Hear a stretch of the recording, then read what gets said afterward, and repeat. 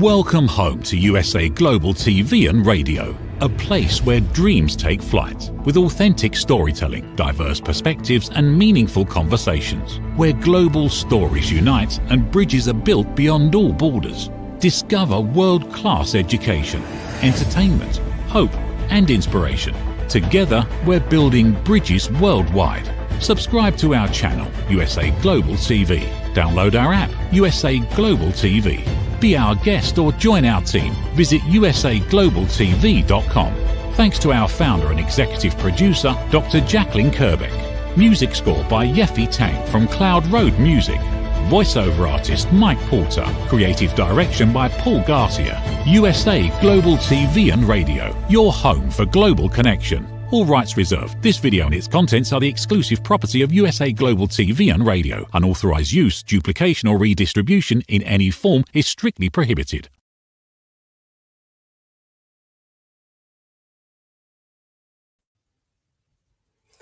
Hello and welcome to the Persistence Payoff Show. We're here today on USA Global TV and Radio. I'm your host, Kimberly SCHAFER. I'm a first-time inventor and entrepreneur. I'm the inventor of the ring thing, which is a waterproof padded ring holder that I invented. I'm on my own journey of persistence with this endeavor, and I'm learning every single day, and I'm loving it. This show is focused on that quality of persistence and how it shows up for each of us. People can embody that in their personal lives and in their professional lives, and it also can show up in our internal talk, how we speak to ourselves internally in our own minds, and also how we interact with others in pursuit of our dreams and our passions and our businesses. So I'm loving talking. They embody persistence in their own life. That brings me to our guest today, and I'm very excited to talk with him because I think he's going to have a different take on persistence than we've discussed so far. Our guest today is Greg Barnesdale. He's an author and a speaker. He's a certified financial planner, a licensed funeral director, a hospice volunteer, a death doula, and the author of the book, Do Not Ignore Your Mortality. And I think his take on both persistence and his own journey is going to be very, very interesting. So please welcome Greg Barnesdale. Thank you for having me on as your guest, Kim. I appreciate it. Yeah, thank you so much. I'm just really grateful that you're here and looking forward to talking with you. Yes, well, thank you. I think I have a compelling message that your audience will appreciate and hopefully resonate with. It's something that we all have to deal with. Yes, I agree. And you know, the topic of death, particularly our own death, is often very uncomfortable in our Western culture. So I'm wondering, as we start on this conversation, do you have any words of introduction that you have found work to put people at ease as they think about their own death and talk about it? Well, this might be a good time for me to read a short passage from the beginning of my book that you had just mentioned. I created it as a compelling introduction based on what my publishing coach had recommended, and I think it really sums up the core reason why I had written this book. But here it is. To all the dead people I have met over my career, I am sure many of you did not have your affairs in order. The endless stories I have heard and overheard from your grieving relatives and friends clarify that many sour situations like yours could have been avoided. This has pushed me to the point of taking this bold stand. My commitment to all of you is to inspire many others to have their affairs organized. We both know the lingering regrets of not being prepared lasts an awfully long time. Yeah, that's very powerful. Thank you for that. That's very powerfully put. I'm interested in your own journey. So you started at a very young age with an interest in death and dying, and I believe you became a licensed funeral director at the age of 21.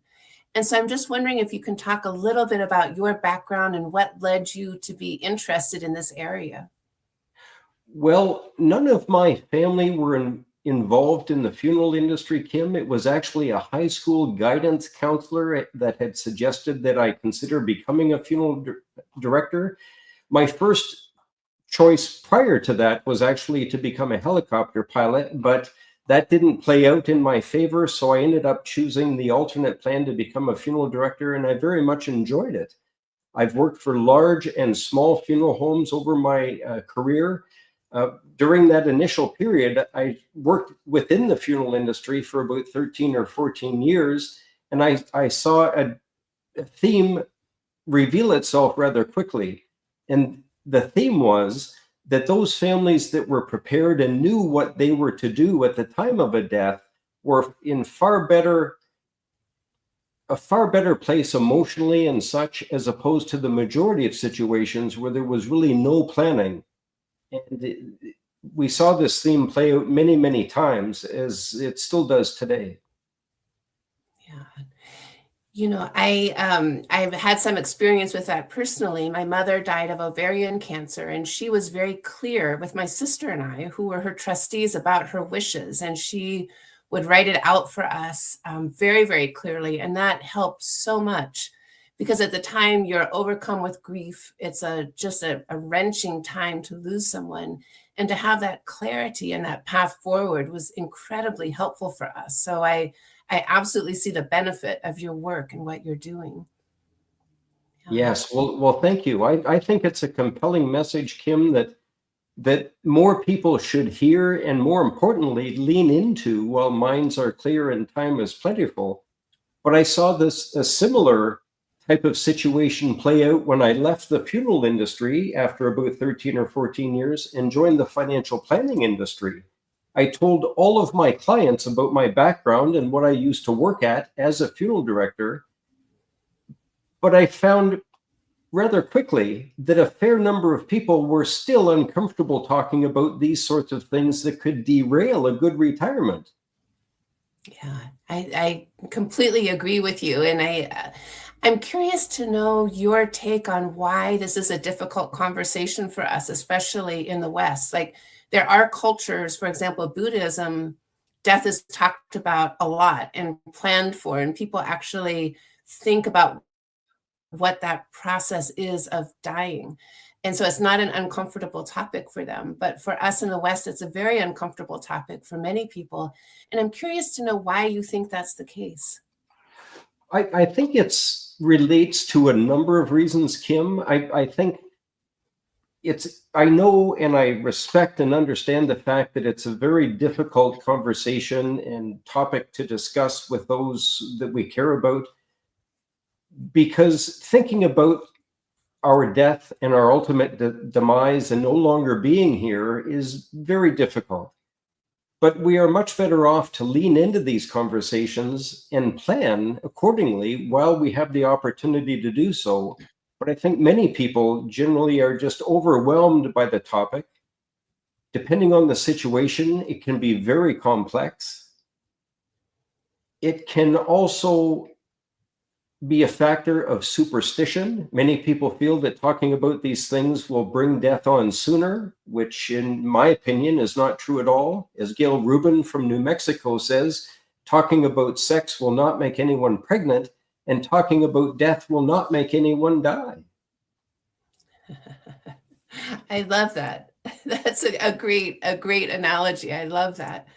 And so when we think about persistence, and you as a financial planner and as a funeral director, when you have these conversations with people, I imagine that there are some people that you have to be persistent in the conversation with, but I think that you probably have to couch it very carefully so that you're not hammering at them, but you're continuing the conversation. And I'm just wondering, what have you found are effective ways to navigate that conversation? The conversations are often challenging, no doubt.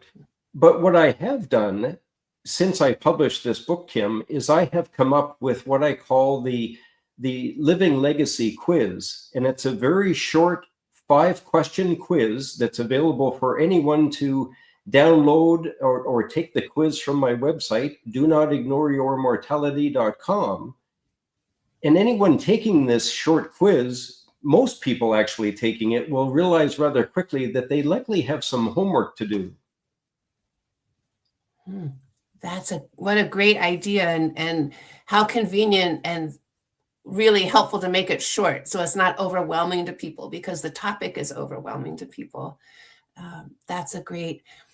I'm curious to know also, as you're helping people think about their own death or someone in their family, what I've also seen from my own experience and talking with other people, sometimes after a death, the families can become very fractured.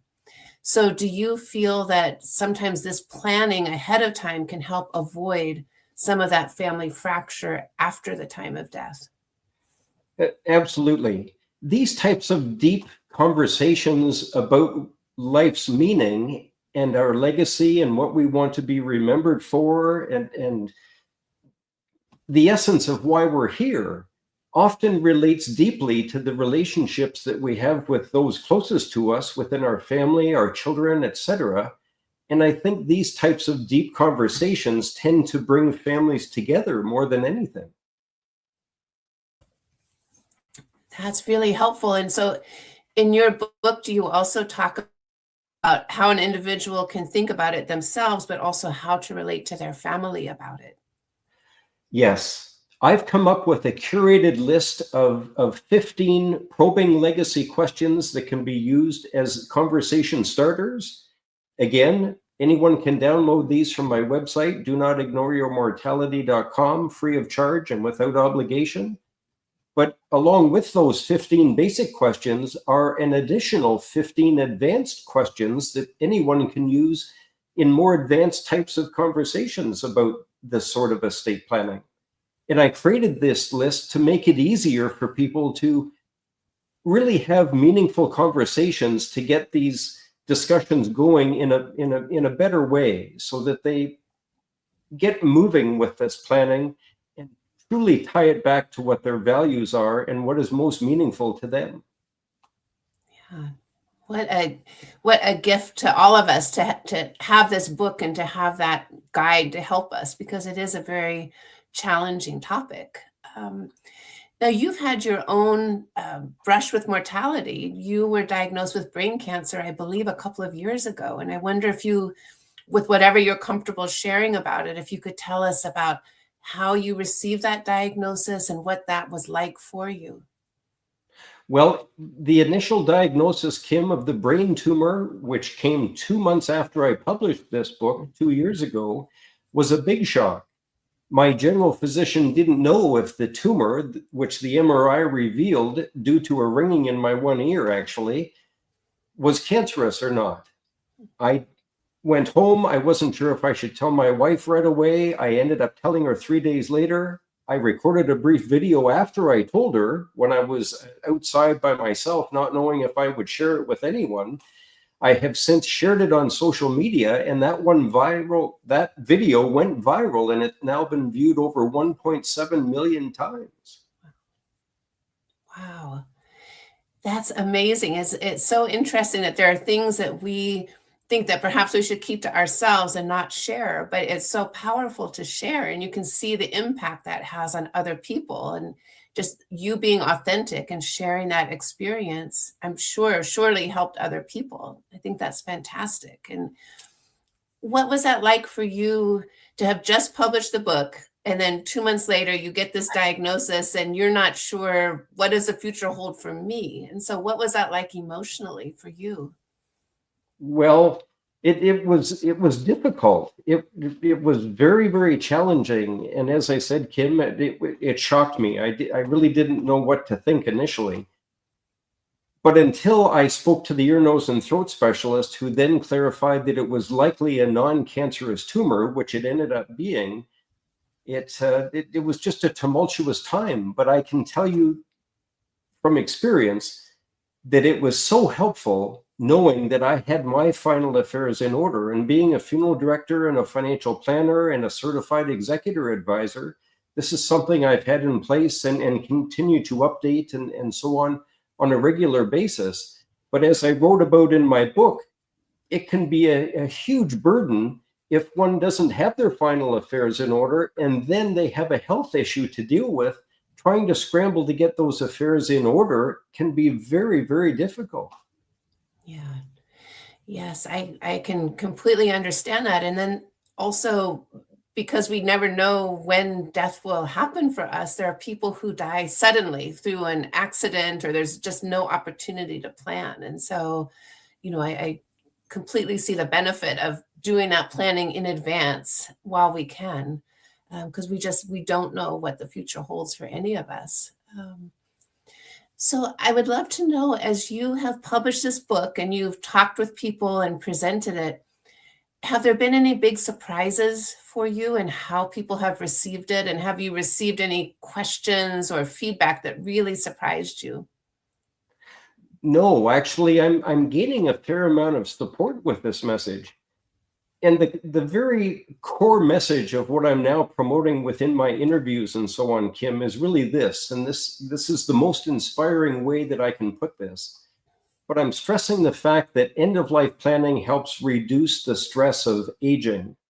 It tends to leave survivors more financially and emotionally resilient. It tends to leave them in a place where they are more likely to get along and less likely to contest final wishes. It naturally results in more meaningful legacies.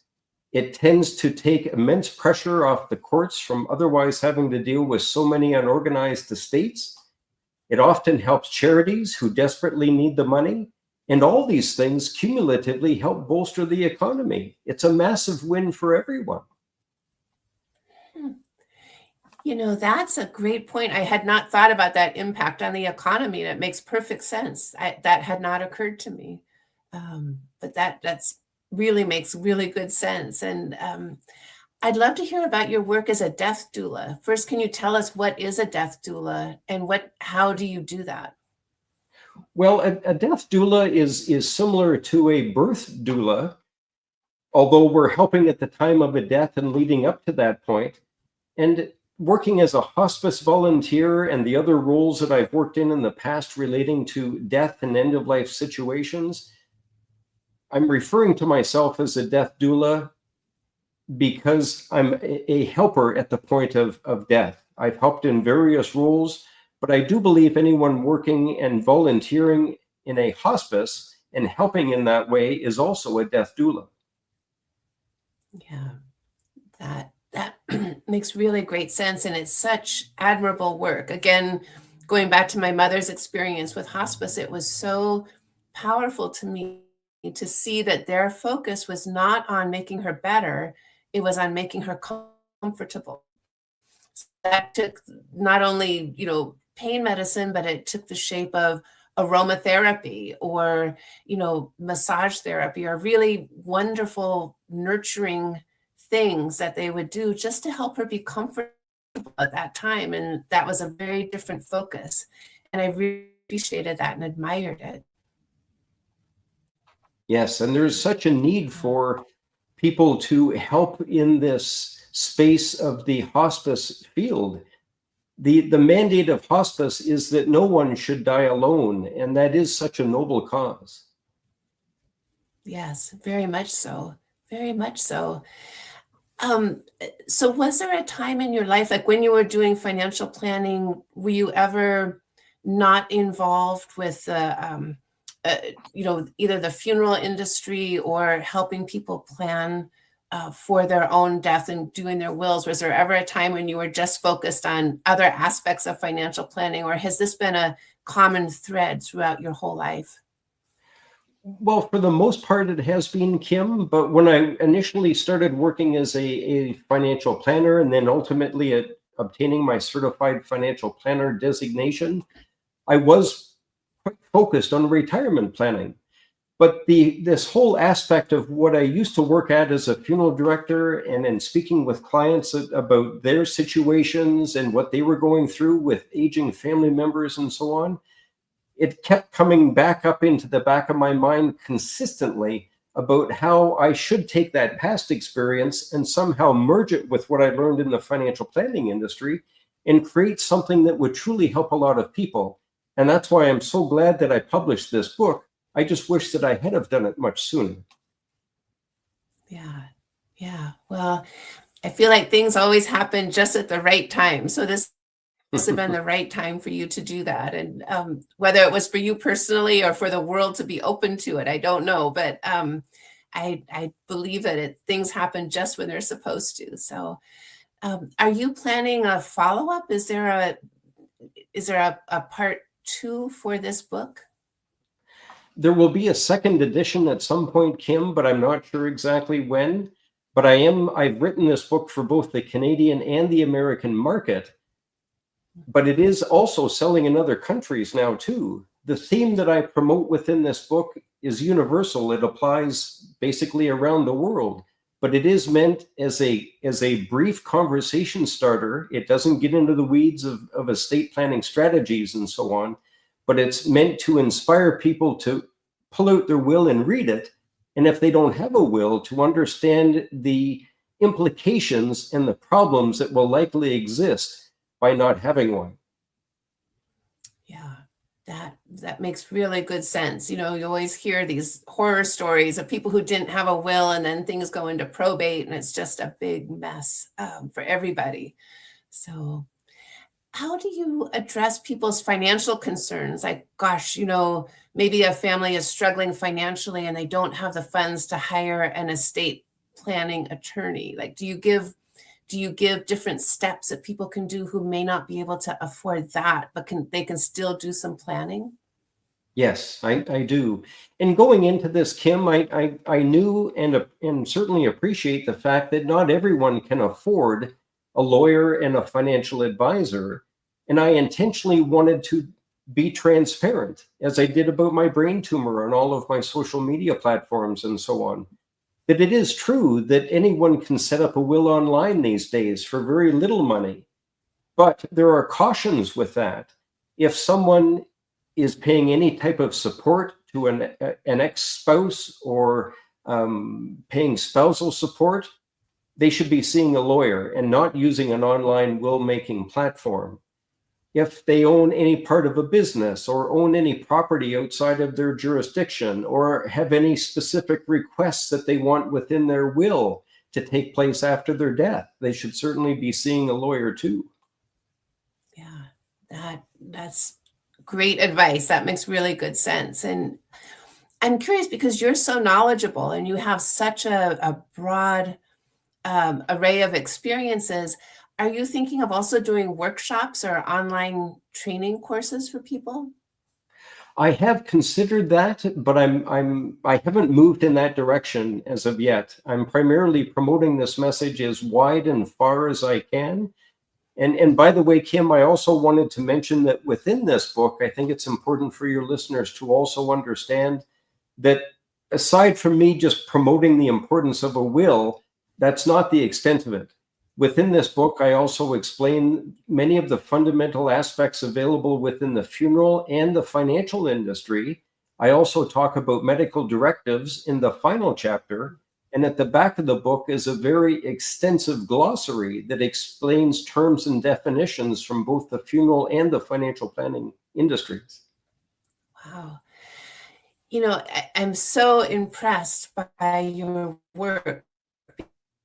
Those areas of in the funeral industry and financial planning don't often overlap. And so I think it's a really unique perspective that you have and really important for people to learn and to think about. As you talk with people, are there people that you've come across who just are not interested in talking about their own death whatsoever? Like, have you run into any situations where you just were like, I'm not going to make any progress here right now?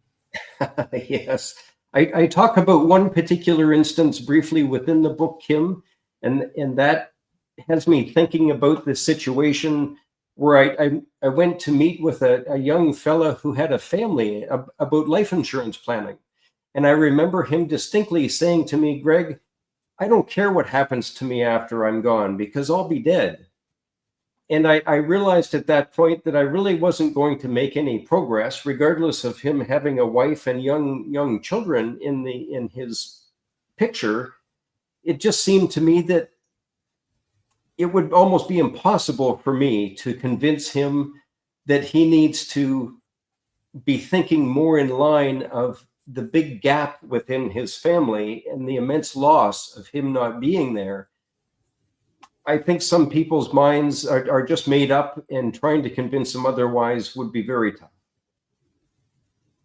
Yeah, that's, and that requires a great sensitivity. So I think, I would imagine that your work and experience as a funeral director has helped you have that sensitivity to really read people and figure out how to approach things, and maybe when to push forward and when to put the brakes on.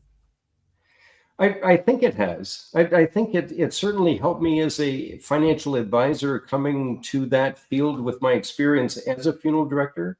And I believe that I'm still one of the few that has made that transition. Yeah. Yes, I can imagine that. Which leads me to another question. As you're talking with individuals about their own planning for their death, do you also have programs or outreach to funeral home directors to help them perhaps become more educated about this so that they can help their clients in this area? Well, my efforts on the LinkedIn platform are actually proving to be quite successful. That core message that I had mentioned, Kim, a few minutes ago about greater resiliency for survivors and their tendency to be more inclined to get along, and helping charities and more meaningful legacies and helping the economy, is something that I'm now actively promoting on LinkedIn as I strategically approach strangers from the fields who I think would resonate with this message, such as the medical, legal, and financial fields. And I will have over 10,000 followers by the end of this month. I'm quite confident of that. Wow. Wow. That's so impressive. And I'm curious to know, before you wrote this book, did you have a social media presence, or is this something that you've just learned in the last 2 years since you published the book? Yes, you're right. I've basically leaned into social media since the time I published the book. And this whole aspect of me, myself, being diagnosed with a large non-cancerous brain tumor and going through the surgery and the follow-up radiation just last week, actually, to control the remaining residual tumor that is growing again. It's just attracted a good amount of attention, and I'm grateful for that, because I think more people are now thinking about these things in their family. Yes. Yes. Wow. That's incredibly impressive that over 2 years you'll have 10,000 followers on LinkedIn. That's really kudos to you. That's fantastic. Yeah. So as you look ahead, so you mentioned that your tumor is still growing. Is that something that they'll be able to treat again, perhaps with another surgery after it gets to a certain size, or how will that be addressed in the future? Well, since the time of the surgery 2 years ago, when the neurosurgeon removed most of it, I have a 6-inch scar up the side of my head here as a reminder of that. But we knew going into this, and he had told me that the small portion wrapped around several facial nerves on my brainstem couldn't be removed. It would be too risky, because he wanted to make sure that I could still talk and blink and eat, and I was certainly game for that. So they've been monitoring the residual tumor with MRIs since, and the most recent one about 3 months ago revealed that it was growing again. So my next best option was radiation treatment, and I just went through 5 sessions of that last week. Wow, amazing. Well, I'm glad that they're following you closely and that they have a good plan. That's got to be comforting. And are you traveling a lot as you're promoting the book, or are you doing most of it online? Most of it is virtual, Kim, but I am open to traveling. I'm suggesting to anyone that wants to collaborate with me, I'm willing to be involved in webinars. I'm willing to come out and speak to groups, provide autographed copies of my book, or provide copies of my book virtually as well. And I've also created a chatbot recently that can help spread this message and do it in a co-branded fashion with organizations that are looking to elevate their message along with mine. Wow. That's a very interesting point about corporations, because it seems to me that planning ahead and preparing for death and getting your financial affairs in order and creating a will is something that corporations could offer to their employees as a benefit. And I've never thought about this, so I'm asking a totally naive question. Is that something that corporations are involved with? Yes, and as it relates, Kim, to mental health is a big issue, as we all know in our world today. But grief, as an example, is something that we all go through. And there are many instances where employees are suffering through bereavement and grief within their family, and then coming back to work after their prescribed few days off and finding it very difficult. I was involved recently on a LinkedIn Live webinar with a grief specialist by the name of Carol Bannons, and we were talking specifically about this particular topic. Wow. That is so, it's true. I know I worked at a university here in San Diego for a long time, and there would be leave, you could have family and medical leave after someone dies, but that doesn't necessarily address the long-term grief that people go through. And that's a very important point. Does your book touch on that, like ways for people to deal with grief after a loved one dies? No, this particular edition does not, Kim. That's something that I could perhaps be incorporating into my message in the future. Mm-hmm. Yeah, I can imagine. I mean, it's such a deep topic. I could imagine there'd be so many angles to talk about. Yeah, and so over time, so you started in this field when you were 21, when you got your license as a funeral director, but then surely you had an interest in it before then that led to that moment. And so I'm just curious to know if your perspective about death has changed over time. And if so, what are some of those changes? Well, I'm taking it more seriously now because I'm older, and having gone through a large brain tumor diagnosis, it has given me a perspective, Kim, that I guess is a little closer to the topic than many other people perhaps have had. But it's giving me, I think, a more rounded perspective towards what people go through.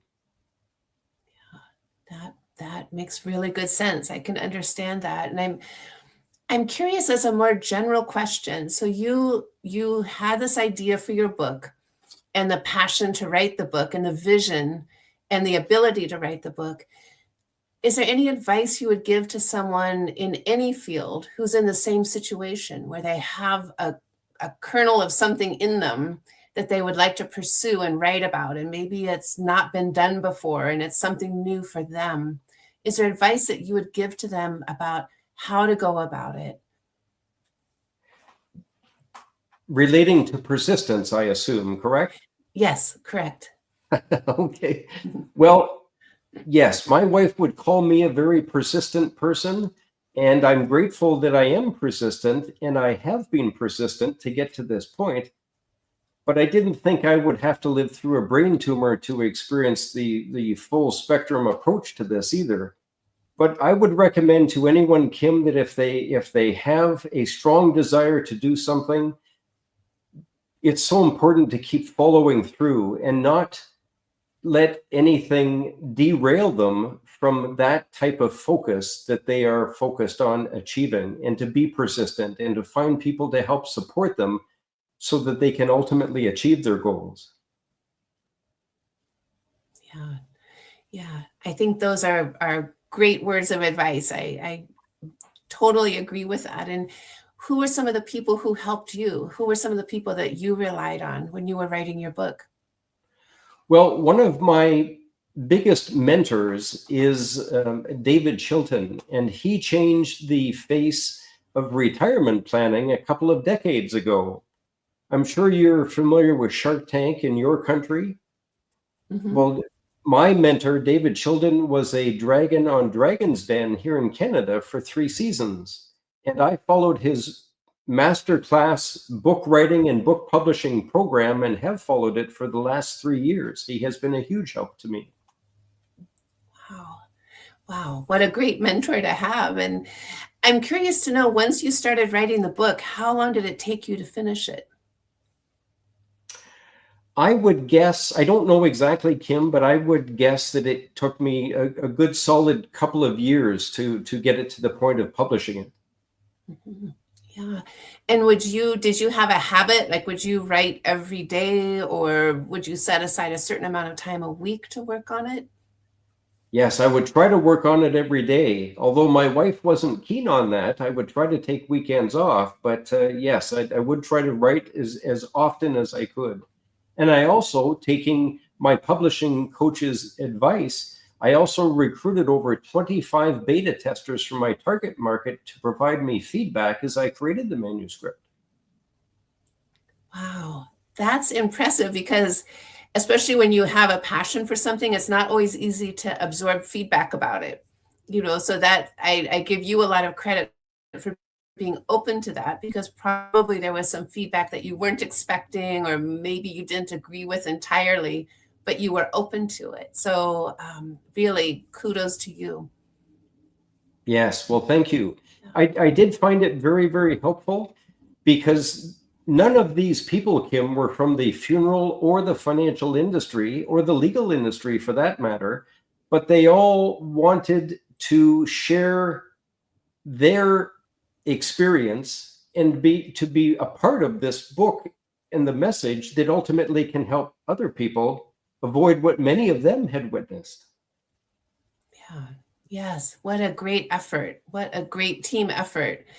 Now we only have a few minutes left, and so I'd like to just ask a couple of wrap-up questions. And the first is, if someone is new to thinking about this, they've kind of just been avoiding thinking about writing their will, and they're not very comfortable with it. Once they buy your book and read it, are there a few first steps that you recommend that they take to really start moving forward with their own planning? Yes. The first thing I would recommend is speaking with their family about what they want to have happen, whether they become incapacitated or upon their death.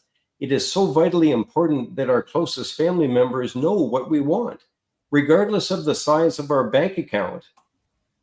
Our family, at a minimum, an absolute minimum, should know whether we want to be buried, cremated, recycled, or composted. And there are so many options these days as opposed to years ago.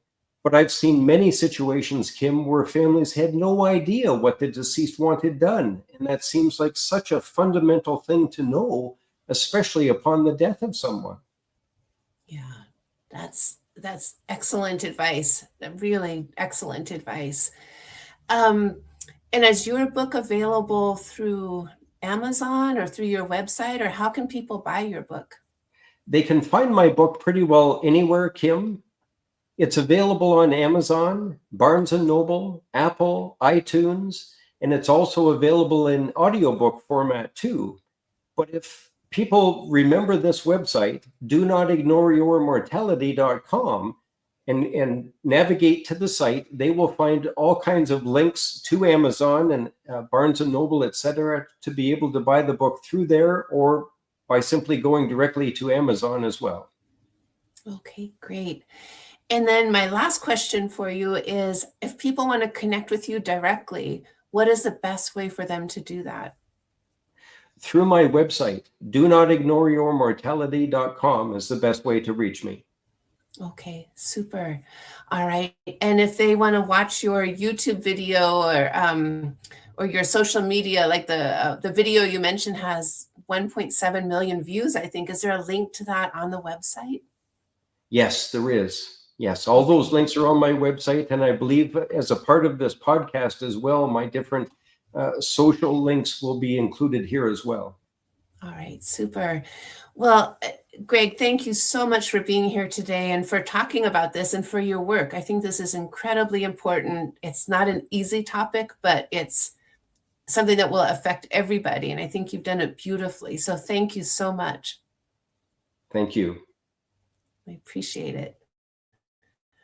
Yeah, wow. What a incredible story, and really tackling a difficult topic. It's not an easy topic for most of us to think about. And I think that Greg has the experience and the insight to do it just powerfully and beautifully. I always end every show with a quote. And as usual, I don't know ahead of time exactly what that quote is going to be. But the quote for today is from Octavia Butler. And it says, first, forget inspiration. Habit is more dependable. Habit will sustain you whether you're inspired or not. Habit will help you finish and polish your stories. Inspiration won't. Habit is persistence in practice. And I think that Greg's story of trying to write every day and keep at it was a habit, and it paid off. And now he has his book, and he's going to be working on a second edition. So that's really fantastic. I would love to hear from you. You can connect with me in a couple of ways. The first is through my website. It's ringthing.com. You can also reach me by email. My email address is KIMBERLY@ringthing.com. You can also leave comments on the show, and I will be happy to respond to them. Here's the Ring Thing website. It has information about the Ring Thing and also my contact information. We are here every other Tuesday on the Persistence Payoff Show, and I'd like to thank Dr. Jacqueline Kerbick, the founder and president of USA Global TV and Radio, and all of you for listening. So thank you so much. Bye-bye. In a world that moves fast, there's strength in the woman who moves with grace. Introducing Bay London, where confidence meets craftsmanship. Each piece is intentionally designed for the woman who knows her worth, crafted from luxurious Italian eco-fabrics that feel as good as they look. With elegant coverage, effortless support, and timeless style, our swimwear celebrates both your body and your essence. Founded by fashion expert Carrie Sykes, Bay London is made for women who want to feel sexy, stylish, and seen. From poolside to beachside, sunrise to sunset, Bay London outfits you for every moment that matters. Because beauty isn't about age, it's how you wear your confidence. Bay London, confidence, elegance, effortless luxury. Visit baylondon.com. Act now for your exclusive friends and family discount of $35. Scan the QR code. Bay London, where confidence meets craftsmanship. Proud sponsor of USA Global TV and Radio. USA Global TV and Radio, home of the YouTube Silver Creator Award, proudly presents Just the Thing for Your Ring, introducing the patented Ring Thing. Your premium personal ring holder to keep your ring safe, nearby, and avoid loss. The Ring Thing just got smarter. Add your logo and an NFC tag that opens to your website with one tap. Waterproof, inner padding, and now a forever business card. Just the thing for your ring. Scan the QR code seen here to learn more about Ring Thing or place your order. Follow Ring Thing on Instagram at ring_thing_ or go to our website ringthing.com.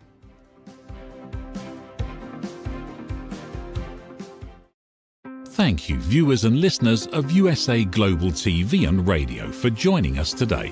We're honored to have your time and attention as part of our global community. At USA Global TV and Radio, we believe in the power of authentic conversations, meaningful connections, and creating a world of possibilities together. Want to be part of something bigger? Join our team of elevated listeners at usaglobaltv.com, a space where your voice matters and your ability to listen transforms relationships. Stay connected with us across all our platforms for thought-provoking discussions, expert insights, and empowering stories. Subscribe to our channels at youtube.com/c/USA Global TV. Follow us on social media and explore the endless opportunities we're creating for growth, learning, and inspiration. Together, we're not just broadcasting, we're building bridges and changing lives one conversation at a time. For inquiries, contact us at info@usaglobaltv.com. Music by Johnny Dies. Produced by Executive Producer and Director Dr. Jacqueline Kerbeck. Voiceover by Mike Porter. Creative Direction by Paul Garcia. All rights reserved. Copyright 2025. Visit usaglobaltv.com to view our full terms and conditions.